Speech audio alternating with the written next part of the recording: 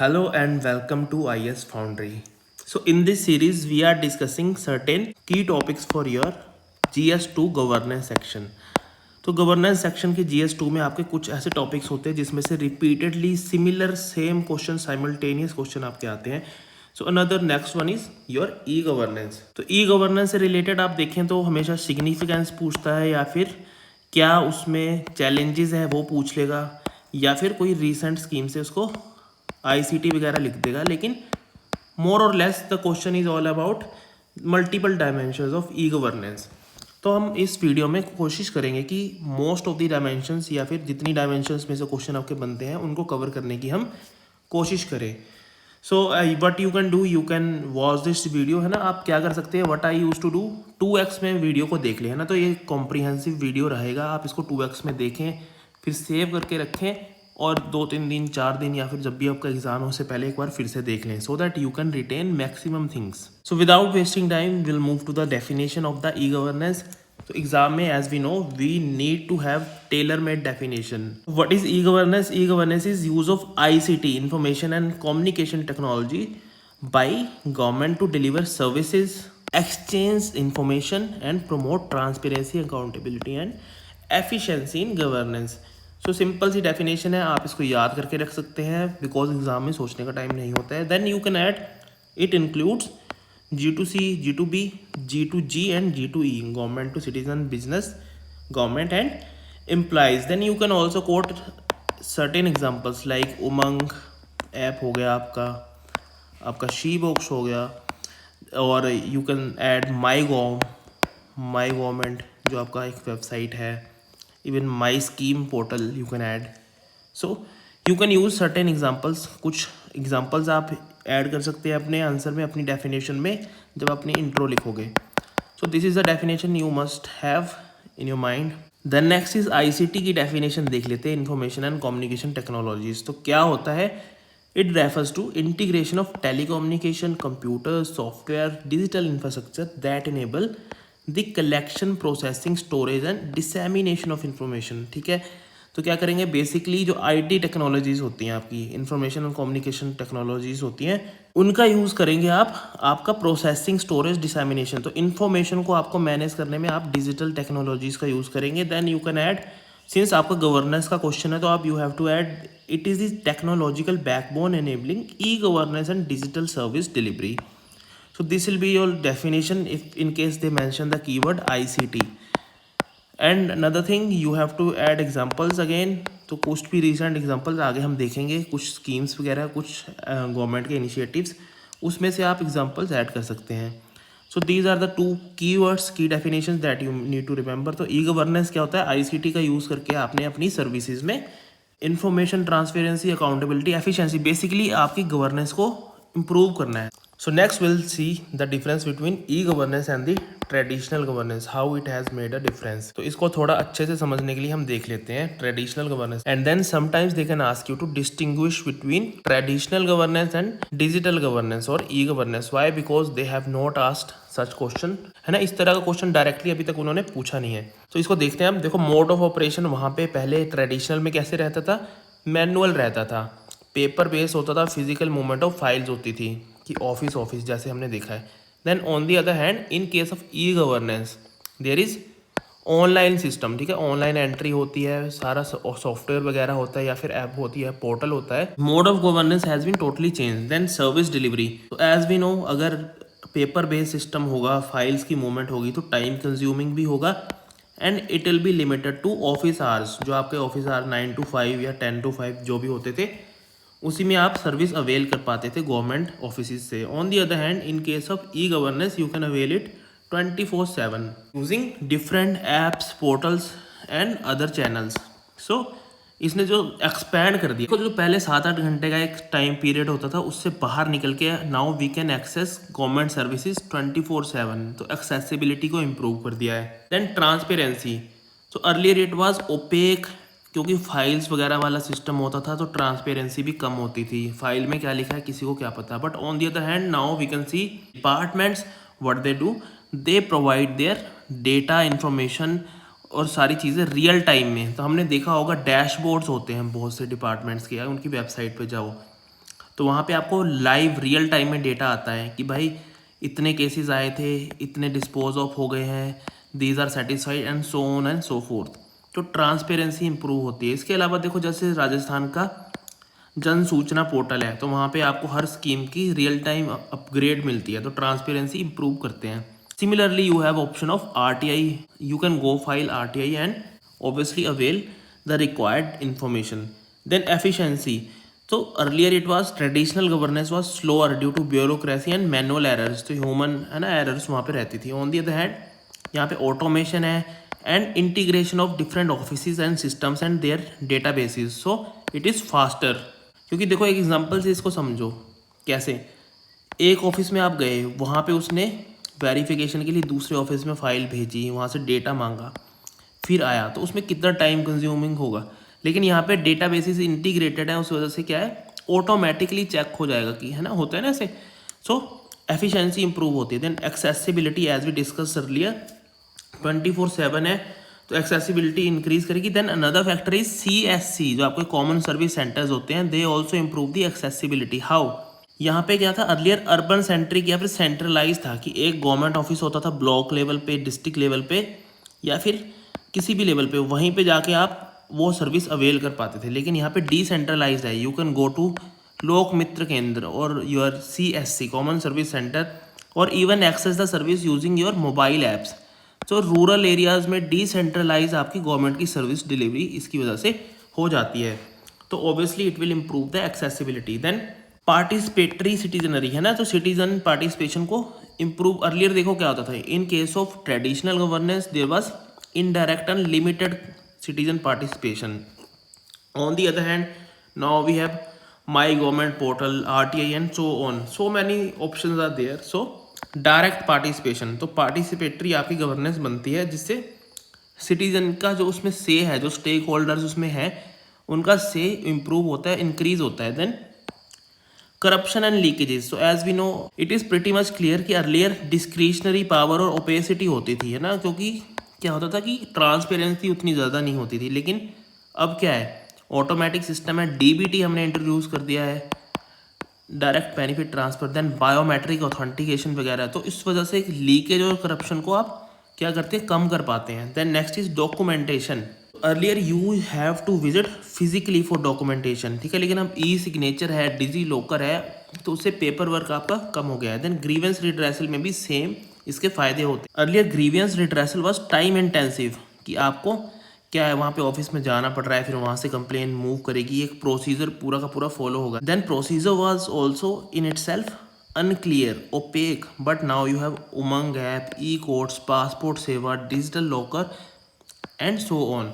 सो grievance redressal complaining का जो आपका मैकेनिज्म है वो भी इससे स्ट्रेंथन हुआ है. So this is the basic difference between your traditional governance and e-governance. So this is one of the slides you have to go thoroughly. You can pause this and you can go through this by yourself or you can watch it again, right? Next we'll see the brief timeline, है ना, एक a brief timeline we will go through so that देखो इसका directly use तो पूछेगा नहीं mains में, लेकिन you can use it to enrich your answer, है ना, 1/2.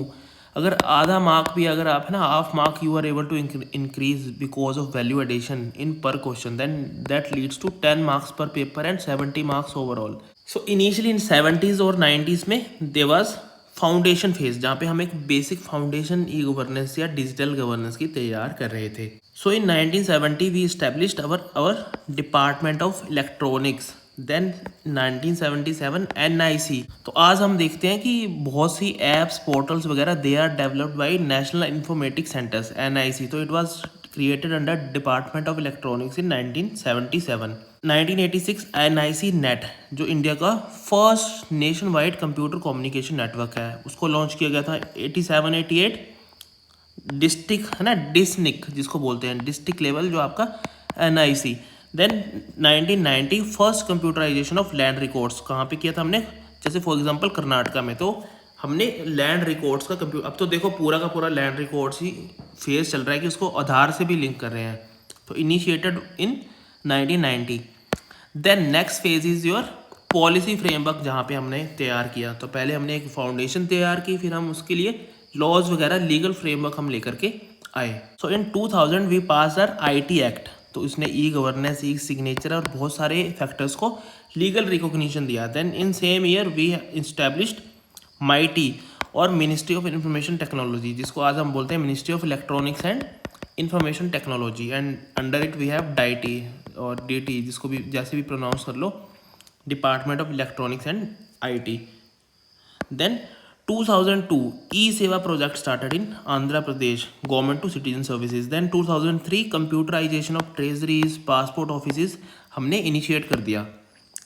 Then next is your roll out phase, तो हमने धीरे धीरे इसको रोल आउट करना शुरू किया, धीरे धीरे उसको नेशनल लेवल पे हम लेकर के गए। तो 2004-5 में हमने अपना national e governance plan launch किया, जिसके अंदर 27 मिशन मोड प्रोजेक्ट्स थे, जिसको हमने लेटर ऑन एक्सपेंड भी किया। In 2006 we launched common service centre, जिसको लोक मित्र केंद्र बोलते हैं। They are one of the main channel in our e governance structure as far as the decentralization of governance digitally is concern, है ना, in rural areas. तो अब देखो we have more than 5.60 lakh, है ना, almost 5,60,000 CSCs overall country.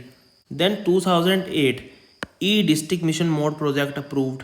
Then 2011 mobile सेवा launch कर दिया हमने, है ना, एम गवर्नेंस सर्विसेज के लिए। Then 2012 we launched our national optical fibre network, जिससे हम rural broadband access. So today 95% of the panchayat are connected to optical fibre. तो इसमें देखो क्या होता है, गवर्नमेंट बिल्डिंग्स, गवर्नमेंट ऑफिसेज जो है, जैसे पंचायत हो गई या फिर स्कूल हो गया या फिर कोई डिस्पेंसरी हो गई, उसको हम कनेक्ट करते हैं ब्रॉडबैंड से। Then next is digital India era. जैसे हमारी नई गवर्नमेंट आती है 2014 में सेंटर में, उन्होंने डिजिटल इंडिया मिशन लॉन्च किया, ठीक है, 9 पिलर्स इंक्लूडिंग ई क्रांति। देन 2015 हमने जैम ट्राइनिटी, जिसको बोलते हैं जनधन, आधार एंड मोबाइल। तो आधार लिंकिंग ऑफ आपके अकाउंट्स एंड मोबाइल नंबर, तो उससे बहुत सारी सर्विसेज की जो DBT है वो बहुत इजी हो गई है। If you travel any CSC, तो वहाँ पे देखोगे कि आप जितने भी गवर्नमेंट स्कीम्स के बेनिफिशरीज होते हैं ना, दे सिंपली कम एंड वो अपना बायोमेट्रिक करवाते हैं, अपना थंब इम्प्रेशन वगैरह देके, and they get the benefits. जो भी DBT होता है उनको डायरेक्टली मिल जाता है। Then in the same year DigiLocker, e hospital, Umang app ना, they were launched. Then 2016 Bheem app and UPI they were launched. So UPI is one of the success stories of India's digitalization. इस बार pre में भी उसने question पूछा था कि भाई UPI कौन कौन से देशों ने अडॉप्ट कर लिया है। Then 2017 Umang app was launched, है ना, unified mobile application for new age governance. Then 2018 e court phase 2 expanded judicial digital infrastructure. Then the current phase is emerging tech, AI वगैरह का हम यहाँ पे यूज़ कर रहे हैं, बिग डेटा का यूज़ कर रहे हैं। तो for example you in 2020 during covid we used Aarogya Setu app, ठीक है। देन 2021 AI बेस्ड टूल्स हमने, जैसे भुवन हो गया, फेस रिकॉग्निशन, पुलिसिंग एक्सेट्रा, उनका यूज़ करना हमने स्टार्ट कर दिया। 2022 we started my scheme portal. So my scheme portal is one of the very effective, very efficient thing. अगर आप इस पे जाओ, अपने आप बेसिक डिटेल्स वगैरह, कितनी इनकम है, पेरेंट्स वगैरह, वो सब आप डालो, तो you can see the list of schemes, government schemes जिसके लिए आप एलिजिबल हैं। बहुत अच्छी चीज़ है, you can try it. Then 2023 digital person governance, जो आपका डाटा प्रोटेक्शन एक्ट है, वो हम लेकर के आए। Then 2024 AI, cloud, blockchain and smart governance initiatives in digital India 2.0 vision. Next we'll see major e-governance and ICT initiatives in India. So first one is obviously your National E-Governance Plan. It was launched in 2006 by MITI and Department of Administrative Reforms and Public Grievances. Initially देखो इसमें 27 mission mode projects थे, later on इसको expand कर दिया गया। Then common service centre, जो हमारा इसका वर्क होर्स है आपका ई गवर्नेंस के सारे मैकेनिज्म का, तो again it was launched in 2006 PPP mode में है। देखो इसमें क्या होता है, एक प्राइवेट बंदा होता है, वो खोल लेता है और उसको गवर्नमेंट से सपोर्ट मिलती है, गवर्नमेंट उसको, है ना, अपना लॉजिस्टिक प्रोवाइड करवाती है। So as of May 2025 there are 5,60,304 centres, है ना, जिसमें से majority of them are in rural areas and almost 1/5 are in urban areas. तो रूरल एरियाज में डिसेंट्रलाइज गवर्नेंस पहुंचाने के लिए they play very important role. Then next is mobile Seva, it was launched in 2011 by DeitY, ठीक है। इसको UN public service award भी मिला था 2014 में। Then next is your Umang app, इसको भी माइटी और है ना नेशनल ई गवर्नेंस के अंडर किया गया था। इनिशियली इसमें 162 सर्विसेज फ्रॉम 33 डिपार्टमेंट थी, but now it covers 210 plus departments with 2100 plus services. Then next is digital India launched in 2015 by MeitY. तो इस रीजन क्या है इसका, digitally empowered society and knowledge delivered. So this is some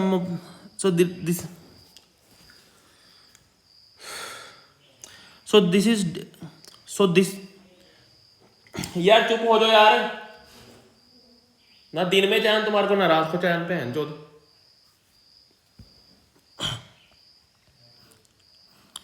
So this is some basic data about digital India. 3.37 lakh villages digitally connected, more than 5 lakh common service centers, and e-hospital के अंदर we have served more than 27 crore patients. Then DigiLocker, as we know हम अपना DL वगैरह digi locker में या फिर हमारे जो एजुकेशनल सर्टिफिकेट्स एक्सेट्रा हम इसमें स्टोर करके रखते हैं। तो ये क्या है, क्लाउड बेस्ड डॉक्यूमेंट वॉलेट है। तो as of July 2024 over 30 crore users and 675 crore e documents इसके अंदर स्टोर्ड है, इशूड है।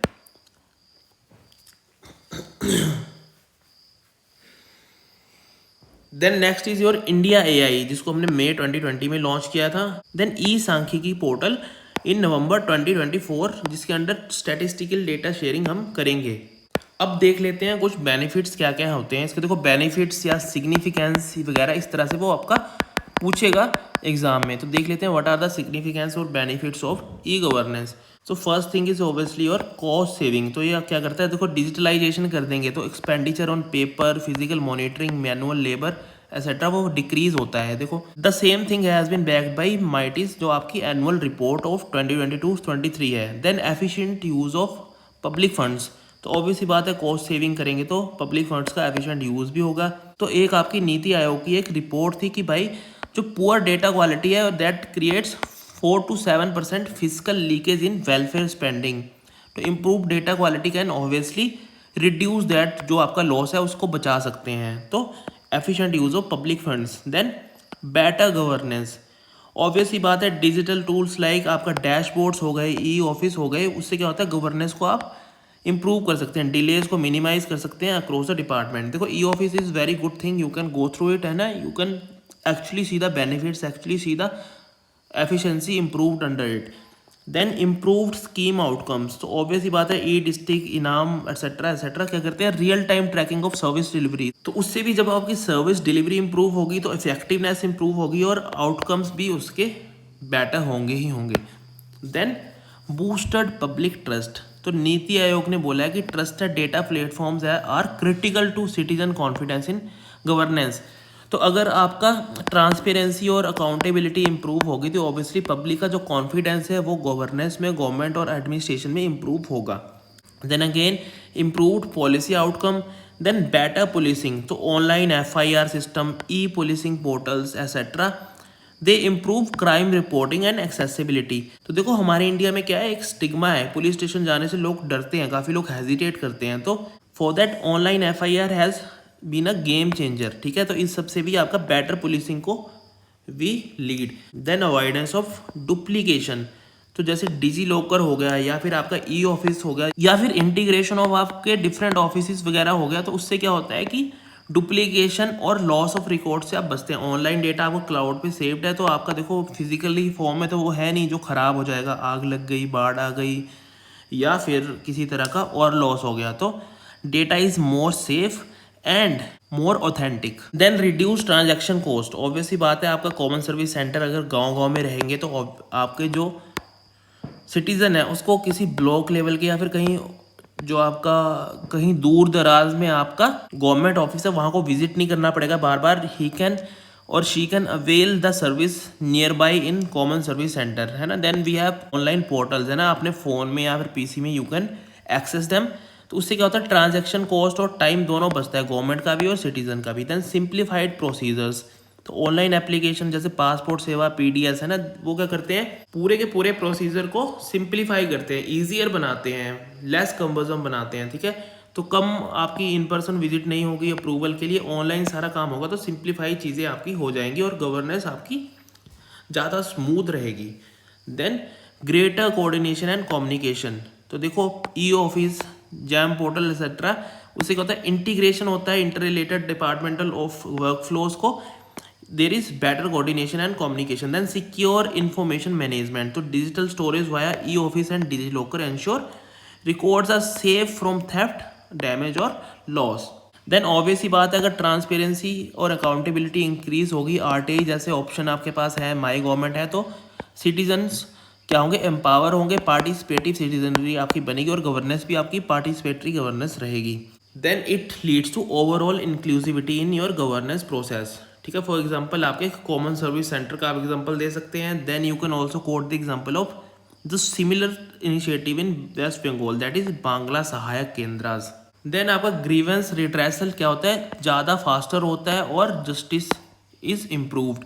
कैसे, देखो फॉर एग्जांपल आपका दिल्ली का पब्लिक ग्रीवेंस मैनेजमेंट सिस्टम है, उस पर बाई व्हाट्सएप भी आप अपनी ग्रीवेंस या ना इवन कॉल के थ्रू अपनी ग्रीवेंस क्या कर सकते हैं, दर्ज करवा सकते हैं। सिमिलरली लखनऊ का आप एग्जांपल दे सकते हैं इंटीग्रेटेड ग्रीवेंस सिस्टम, जिसने 2024 और 25 के बीच में डिसेबिलिटी रिलेटेड कंप्लेंट्स में से majority of them were exposed efficiently. Then accessibility obviously it will increase especially for the vulnerable groups, जैसे कि आपका सुगम्य भारत एक्सेसिबल इंडिया कैंपेन था, उसमें digital accessibility was also one of the components and it improved the accessibility for the persons with disability.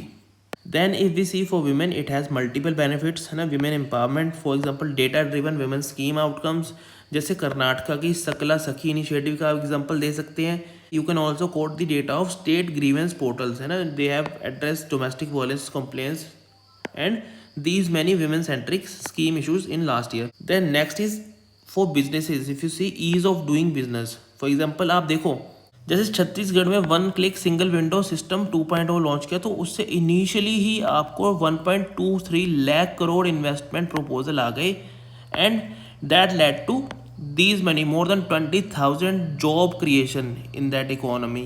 So digital clearance or single window clearance, they reduce compliance burden and improve the ease of doing business and boost the ease of doing business. Then similarly economic growth में तो mighty estimation and measurement of India's digital economy जो आपको Jan 2025 में आया था, उससे हिसाब से आप देखें तो by 2029-30 the contribution of digital economy will be around 20% of the GDP, and for now in 2022-23 it was 11.74% of the GDP. That is a huge contribution. ठीक है, तो अभी भी हमारा more than 1/10 of the GDP का contribution आपका digital economy से आ रहा है। Then reduce delays, obviously देखो सिंगल विंडो क्लियरेंस होगा, ऑनलाइन लाइसेंसिंग और अप्रूवल सिस्टम होगा, तो उससे देखो ऑफिस टू ऑफिस मूव करना, जो 6-8 महीने रेड टेपिज्म की हमारी प्रॉब्लम रहती थी, वी कैन रिजॉल्व इट है ना। जैसे छत्तीसगढ़ के डिजिटल पोर्टल का example you can mention here. Then again the mighty report you can mention here, market expansion by 2029-30 digital economy will form 1/5 of the GDP. अच्छा, next we'll see the challenges and concerns. This is one of the favorite topics of the examiner. They ask it in multiple ways. They have asked it and they can ask it again. So challenges and concerns देख लेते हैं। तो first is initial cost बहुत ज़्यादा है इसमें है ना, high setup and maintenance cost इसमें रहती है। क्यों, देखो बहुत सारा लॉजिस्टिक, बहुत सारा आपको इंफ्रास्ट्रक्चर इसके लिए तैयार करना पड़ेगा। For example ICT infrastructure, servers हो गया, नेटवर्क हो गया, सॉफ्टवेयर हो गया and so on and so forth. तो इनिशियल इन्वेस्टमेंट इसमें बहुत ज़्यादा रहती है, तो इससे गवर्नमेंट के बजट पे क्या होगा, प्रेशर बढ़ेगा है ना। तो ये भी माइटी रिपोर्ट्स में you can mention it. Then obviously digital cyber security का इसमें इशू रहता है, cyber crime and data theft का रिस्क रहता है। तो जैसे आपका आधार हो गया, डिजी लॉकर हो गया, उसमें आप क्या करते हैं, centralise storage of citizen data रखते हैं। तो उससे क्या होता है, आपका डेटा थेफ्ट या फिर डेटा प्राइवेसी की जो ब्रीच है उसको ज़्यादा वल्नरेबल हो जाता है। तो इन आईटी एक्ट है ना, हमने अमेंडमेंट करके 38 प्रोविजंस ऐड किए हैं to address the cyber security risk, लेकिन स्टिल आपका जो ब्रीचेज है दे कंटिन्यू टू ऑकर है ना। तो again you can mention IT ministry cyber security overview. Then impersonal governance, तो देखो अर्लियर क्या होता था, ऑफिस विजिट होती थी, इंटरपर्सनल ना फेस टू फेस वहाँ पे एक तरह से गवर्नेंस होती थी, लेकिन यहाँ पे फेसलेस गवर्नेंस है। ऑनलाइन आप अपना फ़ोन या फिर अपना ऐप पे जा रहे हो, वहाँ पे आप पोर्टल एक्सेस करके वहाँ पे आप गवर्नेंस की जितनी भी सर्विसेज है वो अवेल कर रहे हो। तो ह्यूमन एंगेजमेंट या फिर ह्यूमन टच वाला एलिमेंट इससे कट हो जाता है। तो that is also one of the concerns, है ना। People they find it less reliable sometimes, है ना। देयर इज अ स्टिग्मा, है ना, कि फेस टू फेस ही बात सही रहती है, इंडिया में ऐसा होता है। देन डेमोग्राफिक गैप, और जिसको बोलते हैं डिजिटल डिवाइड। तो देखो रूरल यूथ में जो इस एज में है, this many, more than 80% can use internet, but 68% of the women in states like Telangana they have access to smartphones, है ना। और बाकी कुछ स्टेट्स में तो इससे भी कम है। So there is gender gap, there is rural urban gap, है ना, डिवाइड है एक तरह से access to internet and also to digital literacy. तो this is one of the concerns. Then there is resistance to change. तो आपका देखो ट्रेडिशनली जो एडमिनिस्ट्रेटर है, जो इनको ट्रेडिशनल वे में जो ट्रेन किए गए हैं, तो उनमें भी एक तरह का रेजिस्टेंस आपको देखने को मिलता है to shift towards e governance, ठीक है। तो रिलक्टेंस होती है administrator train under legacy procedures. Then lack of uniform implementation. तो अलग अलग स्टेट्स में, अलग अलग एरियाज में आप देखें तो कुछ एरियाज में ज़्यादा बढ़िया इसमें आपको रिजल्ट्स देखने को मिलेंगे, प्रोग्रेस देखने को मिलेगी, लेकिन on the other hand for example अगर आप देखो अंडर नेशनल ई गवर्नेंस सर्वे, आपका Karnataka scores high this high, but on the other hand the score of Nagaland is almost half of that. तो जियोग्राफिकल डिस्पैरिटी देखने को मिलेगी आपको, स्टेट्स में डिस्पैरिटी देखने को मिलेगी, पॉपुलेशंस में डिस्पैरिटी देखने को मिलेगी, जेंडर्स में डिस्पैरिटी देखने को मिलेगी। तो this is one of the concerns. So all these factors lead to less inclusivity, ठीक है। इंक्लूसिव ग्रोथ की हम बात करते हैं, लेकिन अगर यहाँ पे आपका इतना सारा गैप रहेगा स्टेट्स में, जेंडर्स में, एक्सेट्रा में, तो that will be a concern. Then next is your poor oversight and coordination. तो देखो क्या होता है, बहुत सारे ओवरलैपिंग प्लेटफॉर्म्स हैं, जैसे ई डिस्ट्रिक्ट हो गया, ई ऑफिस हो गया, अर्बन लोकल बॉडीज़ के अलग से पोर्टल्स हैं। इसकी वजह से क्या होता है, there is absence of central auditing body and which leads to the problem of fragmented governance, ठीक है। Then insufficient policy emphasis. तो देखो बहुत सी ऐसी स्टेट्स हैं जो एक मीनिंगफुल बजट शेयर आपको एलोकेट नहीं करती है डिजिटल गवर्नेंस को, है ना। Less than 5% is the share of the budget that goes to digital governance और e governance in many states, ठीक है। For example Gujarat and Kerala they allocate a large number of budget for e-governance, but on the other hand काफ़ी सारी ऐसी states हैं which only allocate 1 से 2%, है ना। तो ये भी आपका नीति आयोग की स्टेट डिजिटल इंडेक्स के अंडर आप देख सकते हैं डेटा। देन लैंग्वेज बैरियर है। देखो एक डेटा के हिसाब से आपका 98% of the users they preferred local languages, लेकिन मोस्टली जो आपके गवर्नमेंट के पोर्टल्स वगैरह हैं वो या तो हिंदी में है, mostly they are in English. तो इससे क्या होता है, आपकी एक्सेसिबिलिटी पे लिमिटेशंस लगती हैं। देन इनएडुकेट लीगल फ्रेमवर्क, जैसे आपका डेटा प्रोटेक्शन बिल है ना, वो पूरी तरह से ऑपरेशनलाइज नहीं हो पाया है, ठीक है। Then low digital literacy. तो पीएमजी दिशा के अंडर हमने 6 करोड़ लोगों को एक डिजिटल लिटरेसी, है ना, जिसे प्रधानमंत्री ग्रामीण डिजिटल साक्षरता अभियान हमने चलाया था, लेकिन उसमें से almost 4.7 crore people have been certified yet. Next will see the suggestions you can mention in your answers, ठीक है, या फिर वे फॉरवर्ड जिसको बोल देते हैं। तो देखो सबसे पहली चीज़ हमने देखी थी कि इनिशियल जो कॉस्ट है वो बहुत ज़्यादा इसमें रहती है। सर्वर की कॉस्ट हो गई, इंफ्रास्ट्रक्चर की कॉस्ट हो गई, या फिर नेटवर्क सॉफ्टवेयर वगैरह की कॉस्ट हो गई। तो क्या कर सकते हैं, to boost investment we can seek public private partnership, ठीक है, या फिर इंटरनेशनल फंडिंग की तरफ भी हम जा सकते हैं, जिससे वी कैन सप्लीमेंट गवर्नमेंट की जो सपोर्ट है, बजटरी सपोर्ट है, और it will lead to better and more scalable infrastructure and innovation, ठीक है। देन डिजिटल डिवाइड जो आपका है, डिजिटल जो आपका गैप है, उसको ब्रिज करने के लिए हम expanded broadband and digital literacy in under served areas, है ना, वो सब हम कैंपेन वगैरह अपने चला सकते हैं। Then to deal with the issue of fragmented governance and duplication we can adopt a hybrid central plus modular system, ठीक है, कि एक सेंट्रलाइज सिस्टम होगा इंटरऑपरेटिबिलिटी के लिए, देन आपका मॉड्यूलर एप्स होगी जो स्पेसिफिक एरियाज है। तो ये सेकंड ARC की रिपोर्ट थी। Then next is your integrating citizen and business services. तो देखो सिटीजन सेंट्रिक सर्विसेज को हम एक जगह इंटीग्रेट कर दें और बिजनेस सर्विसेज को एक जगह इंटीग्रेट कर दें। For example we have my government portal, then we have Umang portal, ठीक है। तो unified portal for citizens and single window clearance portals for businesses. Then to bring down the initial cost and meet the rising demand, what we can do, we can go for a boost of domestic hardware industry, ठीक है। Domestic industry को हम PLI schemes है ना, import authorisation measures के through support कर सकते हैं। तो यहाँ पे देखिए हमारा एक टारगेट है 70% of the IT hardware domestically हम प्रोड्यूस करेंगे विद इन 3 years, ठीक है, जिससे हमारा इम्पोर्ट्स के ऊपर रिलायंस कम होगा और हमारे देखो डॉलर्स वगैरह जो ड्रेन होते हैं ना, बैलेंस ऑफ पेमेंट का जो हमारा इशू होता है वो भी हम that we can deal with. Then another very good initiative is Meghraj JI cloud, ठीक है। तो क्लाउड फर्स्ट अप्रोच, तो what we can do and we are doing here is providing cloud based services. तो it was launch by NIC and इसमें IaaS है ना, infrastructure as a service, software as a service, all these things have been provided, ठीक है। तो इससे cost cutting होती है और आपकी सर्विस डिलीवरी को ज़्यादा बूस्ट मिलता है। Then increasing private sector involvement, ठीक है। तो आपकी बहुत सारी ऐसी प्राइवेट सेक्टर जैसे डेल है, HP है, they have joined our PLI schemes for IT hardware, है ना। तो this is the target in production, ठीक है। Then role of civil society, तो जैसे NGOs हो गए, अकेडमिया हो गया, है ना, आपके न्यूज़पेपर पब्लिशर्स वगैरह हो गए, they can play very productive very positive role in आपका policy review, spreading digital literacy, है ना, and maintaining citizen focus databases. Then another dimension is human resource development, उस पर भी हमें फोकस देना है। For example we have PMG Disha, जिसके अंडर हमने 6 करोड़ रूरल सिटीजन्स को डिजिटल स्किलिंग दी and ultimately we need to build the technical capacity so that the e-governance thing can be made more inclusive and resilient. Then digital infrastructure, ठीक है।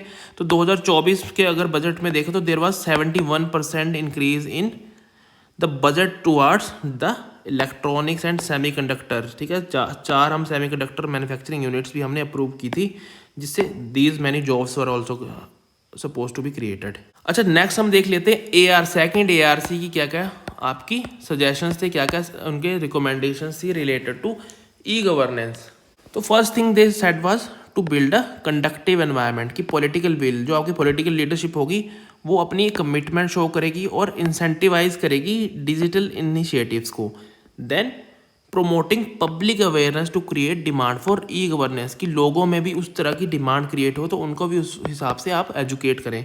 Then re-engineering business processes, तो before digitisation आप क्या करें, processes को simplify कर ले, है ना। जो आपकी ट्रेडिशनली जो गवर्नेंस की प्रोसेसेस हो रही हैं पहले उनको सिंप्लीफाई करें, ब्रेक करें, then you move to e-governance.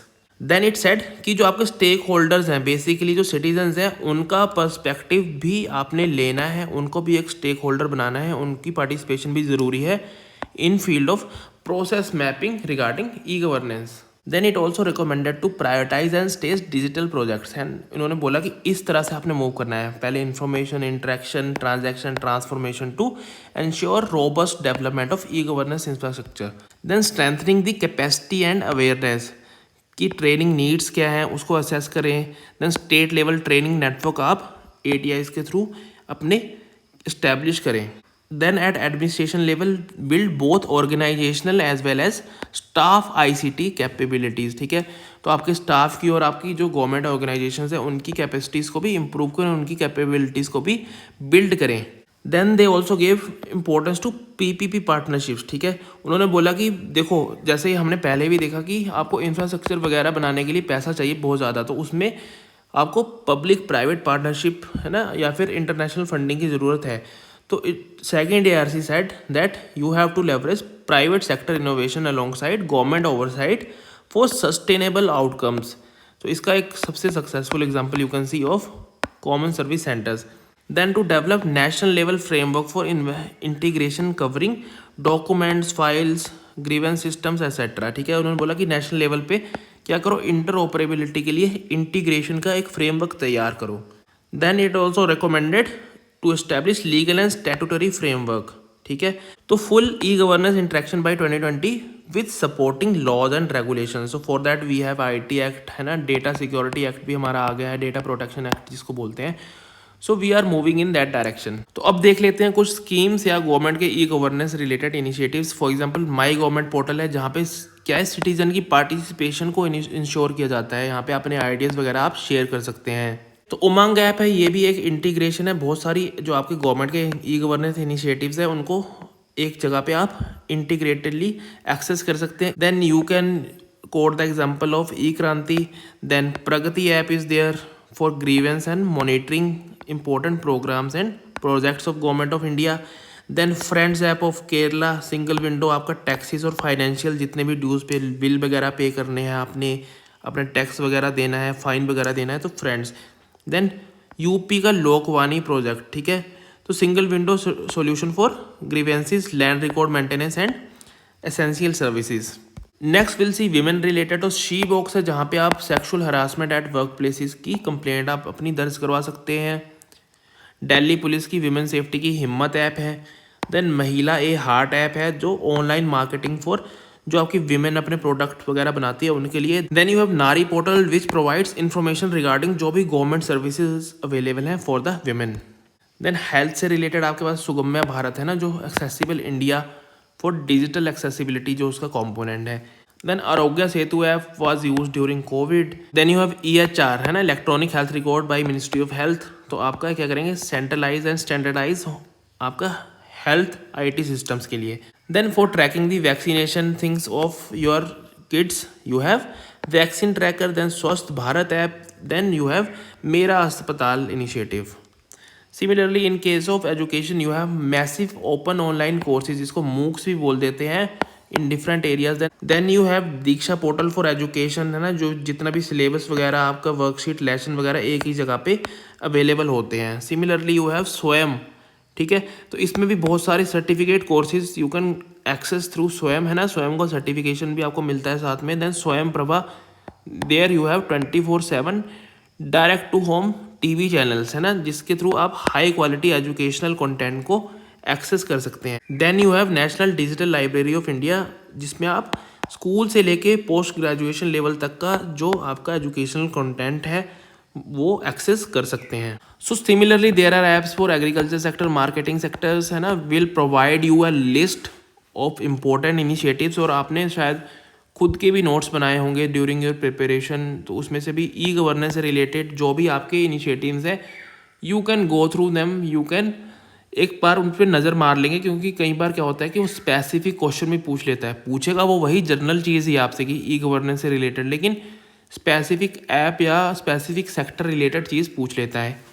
So this was all about e governance. इससे बाहर से आपका क्वेश्चन बनेगा नहीं, तो please go through this video thoroughly, इसको 1-2 बार अच्छे से देखें।